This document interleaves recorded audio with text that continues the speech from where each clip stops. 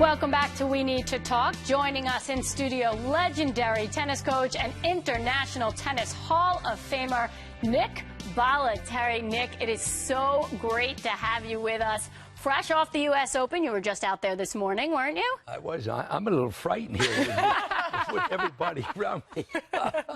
Well, Nick, let's get right to it. And let's talk about the men's side and what's been happening at the U.S. Open. Very shocking. Rafael Nadal goes out in the third round. Andy Murray upset.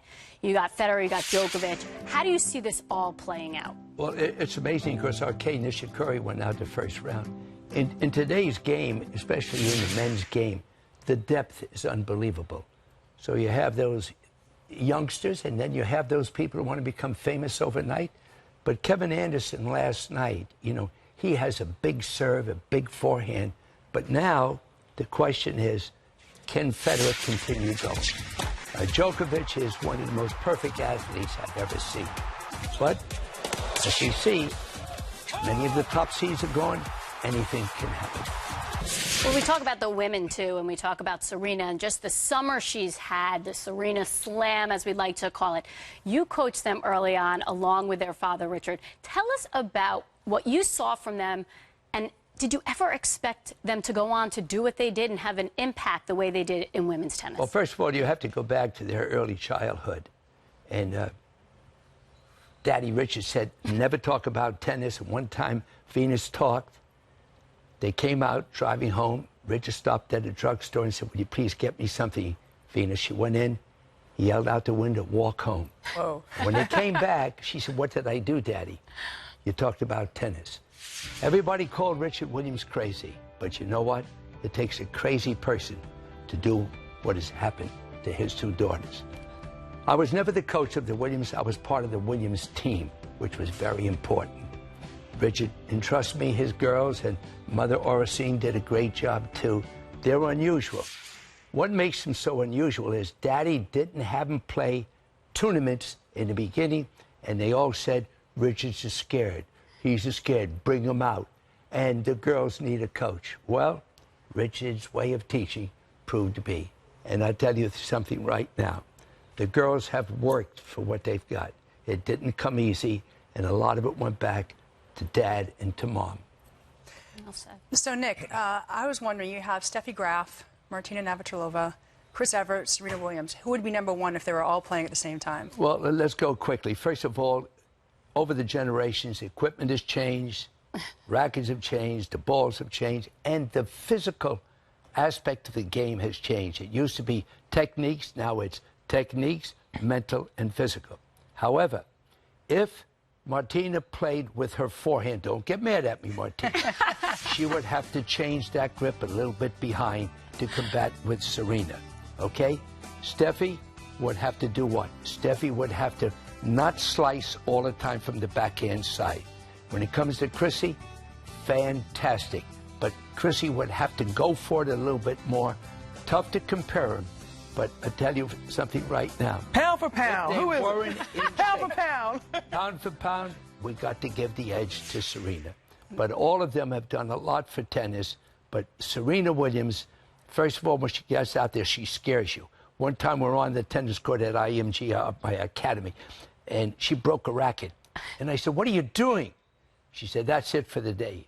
So as she left, I said, "Get something back out on this court." She's not even my daddy talked to me like that. I didn't know whether she was going to pop me or what.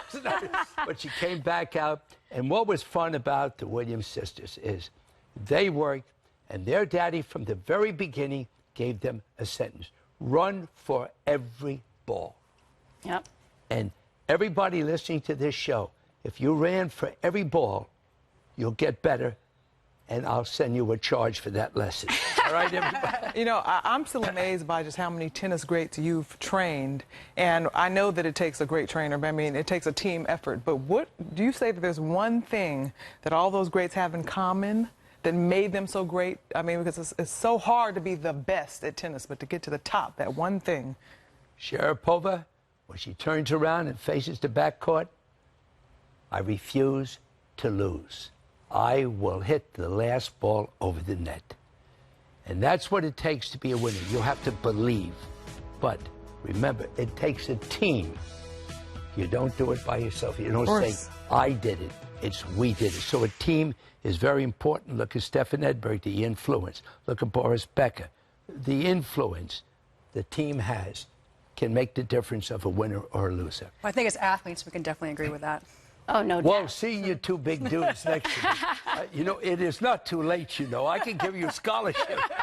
You know, and I was going to say that because I feel that I could be a really good tennis player. I definitely have the I won't lose thing. I just need the team. I need someone to teach me. You know what? You scare me to death. You know? Don't be scared. I'm really a lover. I not that much actually fun. was at Bollettieri's Academy once, and I had Capriati, we were talking about it, her and her father, almost ran me over with a golf cart.